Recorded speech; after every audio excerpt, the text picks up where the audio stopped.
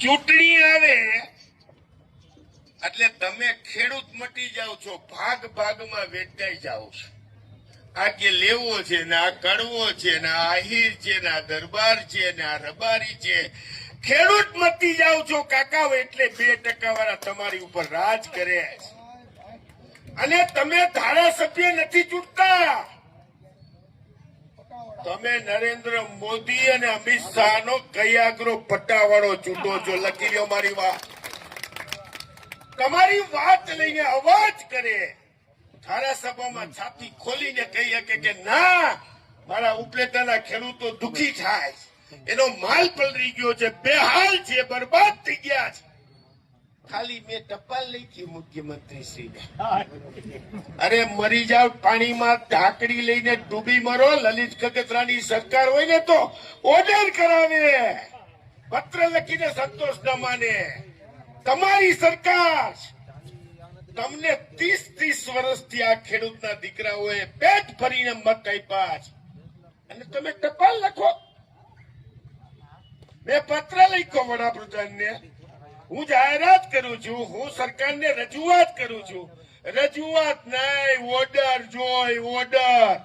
અને ઓર્ડર કરવાની તેવડ હોય તો રાજીનામા દીધો. તમે નરેન્દ્ર મોદીને અમિત શાહના પટ્ટાવાળા તરીકે કામ કરોમાં અમારા જનપ્રતિનિધિ તરીકે 162 જણાને કહું છું, ભારતીય જનતા પાર્ટીમાંથી ચૂંટેલા એ ધારાસભ્યો બધા જ, એને ધારાસભામાં બોલવું હોય તો એને આકાને પૂછવું પડે. અને મારે લલિત કગથરાને 1, 2, 3 મારે લલિત વસોયાને અમે છાતી ઠોકીને કહી, સાહેબ હું આપને એ વિનંતી કરવા આવ્યો છું, આપણે શેના માટે માગવું પડે? શેના માટે સરકારને રાહત દેવાની વાત થાય? એટલે તમે અત્યારે સર્વેનો ટાંગો મારો છો. તમારી પાસે મામલતદાર છે, કેટલો ઇંચ વરસાદ પડ્યો રેકોર્ડ છે, તમારી પાસે સેટેલાઇટ છે, તમારી પાસે સમગ્ર તંત્ર છે.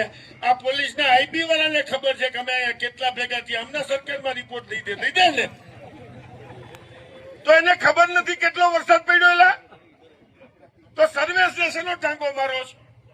તમારે સરકારને દેવાની દાનત નથી, ખોરા ટોપરા જેવી તમારી દાનત છે. જો મારી એક વાત બહુ સમજીને સાંભળી લ્યો. આ ધોરાજી ઉપલેટાની જાઓ જલાલી લલિત કગથરાએ જોઈ છે. અમારી મોરબીમાં તો ઉજળ હતું, તેથી અહીંયા ચારે બાજુ સોલર પ્લાન્ટ, ખાંડસરી જગ ધપ ધપ ધપ ધપ થલથલાતી હતી. સાહેબ આ ઉજળ શું કામ થયું તમને ખબર છે? આ ભાજપની નીતિથી ઉજળ થયું છે, નીતિથી.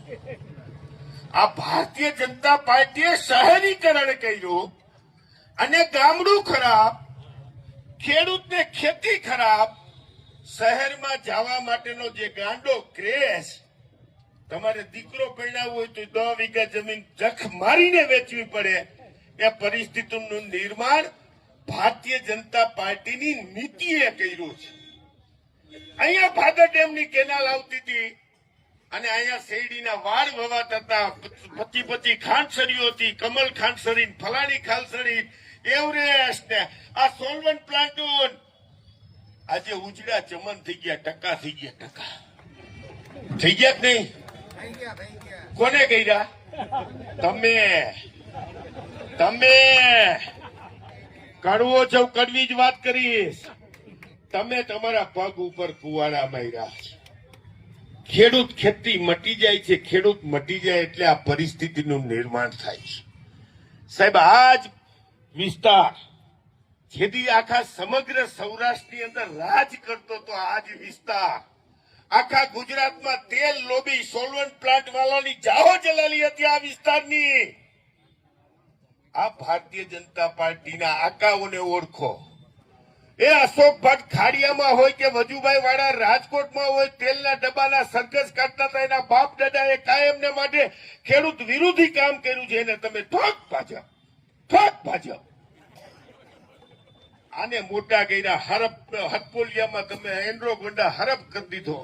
ભાજપને દઈ દઈ તાલુકા પંચાયત, જિલ્લા પંચાયત, પાર્લામેન્ટ, તમામ ચૂંટણીઓમાં ભલભલા ખેડૂતના આગેવાનોને તમે પાધરની અંદર પારિયા બનાવી દીધા, ગાંધીનગર પહોંચવા ન દીધો. એ જ તમે લોકો છો કે જેને તમારા પગ ઉપર કુવાડા માર્યા છે.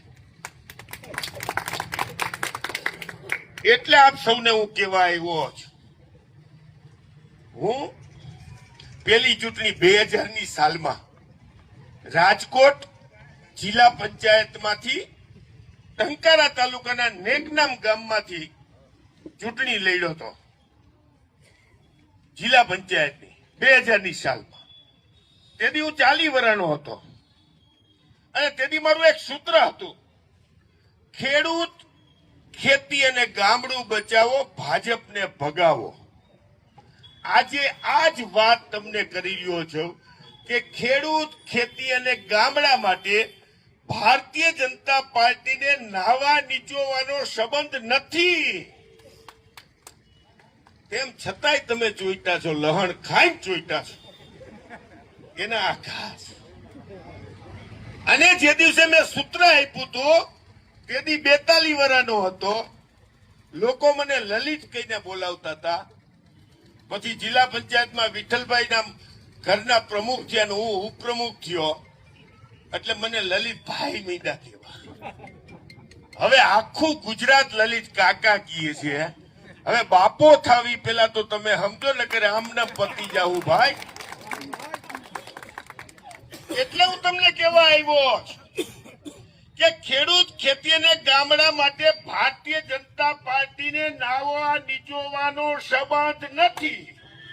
જેના બાપ દાદા તમારું સસ્તું ખાવા માટે જે તેલની મગફળી ખાય તો હાર્ટ એટેક થાય એનો આખા દુનિયાભરમાં પ્રચાર કરવા વાળા, ખેડૂતની ડિમાન્ડ ઘટાડવા વાળા, અને તમે પાછા ભાજપને મત દઈ દઈને એને પાડા જેવો એંડા ગુંડા કરી દીધો. હવે તો રાવણ કરતા પણ જાજુ અભિમાન આવી ગયું કાકા તમારા મતથી. એને તો એમ થઈ ગયું કે આ લલિત કગતરો ભલે ને બરાડા મારે, અમે ચૂંટાય તો અમે જ છીએ ને. વાત એ સાચી છે, ખોટી વાત તો છે નહીં. આજે મારે તમને કહેવા આવવું છે કે પડધરીમાંથી હું આવું છું એટલે મારા એકના જ ખેતરમાં પાથરા થઈના છે. પાથરા બધા તણાઈ ગયા, મારા જ ખેતરમાં તણાઈ ગયા છે. ઉપલેટામાં કાકા તમારો કયો આ ચોક છે? બાવલા ચોકમાં માણા હંબાવું ન જોઈએ એની માને. ભલભલા રવો ચમરબંધીના દીકરા નહીં વાકો વારી દે. તમારી સંખ્યા જ હોય અને સંખ્યાબળ હોય તો જ લોકશાહીમાં ગમે તે ચમરબંધી પકડાય. આ આપણે 25 જણા તો આ સાહેબ હમણાં ગાડી લઈને આવે ને 15 જણા પૂરી લઈને વયા જાય. આપણે જય કિસાન જય જવાન કર્યા કરે. પણ હમણાં 5000 માણસ હોય તો સાહેબ ની ગાડી ટૂંકી પડે કે ન પડે? સાહેબ હાથે આવવું આવી કે સામું જોવે અને સરકારે આવવું પડે. સાહેબ ખેડૂતના દીકરા તરીકે આતેડી કડકડે છે. એટલે તમને કહું છું કે આ સમાજ ક્યાં જઈ રહ્યો છે. તમે લખી લેજો મારા શબ્દ. આવું ને આવું હાઈલું તો 7 બારના પાનિયામાં તમારું નામ નહીં રહ્યું. આ લલિત કગતરાનો શબ્દ લખી લો. 7 બારના પાનિયામાં નામ નહીં વધે. અને જે ખેતરમાં આપણે વેચાતા એ જ ખેતરમાં ટિફિન લઈને પાછા કામે જવાનો વારો આવશે. એટલે મહેરબાની કરીને તમે દરેક ખેડૂતના દીકરાને એક ખેડૂતના દીકરા તરીકે વિનંતી કરું છું કે ગમે તેવી વાત કરીને તમારા મત લઈ જાય. અને જે લોકશાહીની અંદર મત છે ને, તમે અહીંયા લાખાભાઈ ઘણી વાર 2 વાર બાપુએ વાત કરી, છાતી ઠોકીને કહું છું કે કોંગ્રેસમાં જઈને કોંગ્રેસની સંમેલન છે, કોંગ્રેસની સભા છે, જે થાય કરી લ્યો. કોંગ્રેસી જાય, કોંગ્રેસના વિચાર છે કે જેને દેશનું સારું કર્યું છે, ખેડૂતો માટે વીમો લેવા હતા, ખેડૂતોનું દેણું માફ કર્યું હતું, એ સરકાર સાથે છે. હું આ ગદ્દાર સાથે નથી, એવી હું સ્પષ્ટ વાત કરવા તમારી પાસે આવ્યો છું. એટલે આપ સૌને હું વિનંતી કરું છું અને અહીંયાથી આ માધ્યમથી મારે ગુજરાતની જનતાને વિનંતી કરવી છે